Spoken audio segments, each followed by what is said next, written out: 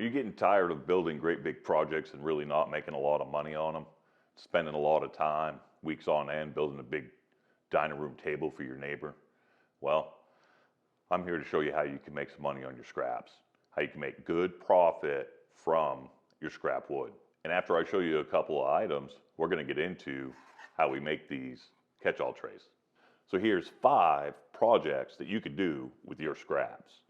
First one, cutting boards. Cutting boards don't really necessarily sell that well anymore, but they still make a huge profit. It costs us about $10 to make this cutting board right here. We could still get $100, $150 for it. Custom engraved.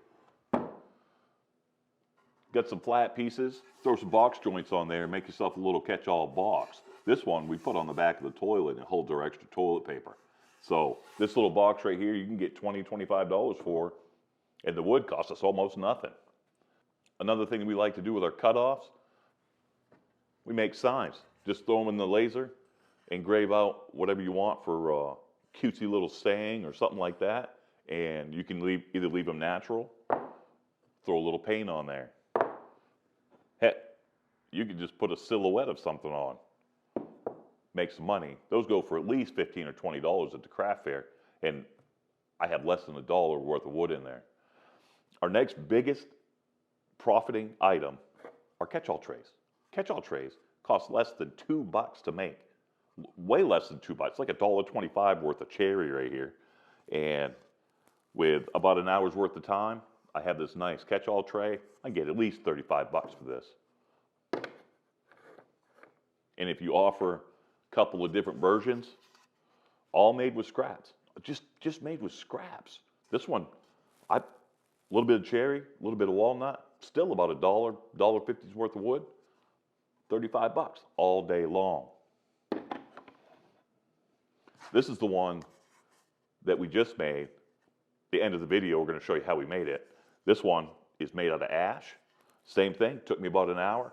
This is well less than $1 worth of wood and $35 all day long. Sometimes we have projects that don't go as planned, maybe a charcuterie board and you mess up the handle or something like that. That's no problem. Throw it in your laser, cut out some shapes, put it on a piece of walnut, and you've got yourself a $50 picture, right? Hang that on the wall, beautiful. $50 all day long. So what did it cost to build this? $10, $90 worth of profit. Charcuterie board, $6, maybe $40 worth of profit. This box, no idea. These little signs, we get $15 to $20 out of those. That's like $14 to $19 worth of profit. These little catch-all trays, $35. We're going to get $33 of profit. And they sell quick. You want to know why? Because when somebody picks them up at a craft fair, it's not big. They could buy it, throw it in their purse, throw it in a bag, carry it with them. Let's get into how we make this tray. So here I'm just cutting the piece of ash down to proper length, gathering the tools I need. For this one I'm going to use a Forstner bit. You can hog out the material a few different ways. You can use a bit on a router. I just find that the Forstner bit is just a little easier, a little quicker. It's a very dirty process. Lots of chips, not so much dust. And that explains the apron here. I don't normally wear an apron, but I'm going to hog this out with the Forstner bit and then get rid of all these chips. And I'll take care of that with the chisel. Tape it down to my workbench and I can get my router going. Now this has got a big plate on it that I cut out in my laser that keeps the router from dipping all the way in. Just drawing a line here from my outer wall. I cut that out on the bandsaw. Trying to get as close to the line as I can. My flush trim bits are pretty small, so I don't want to overtax them.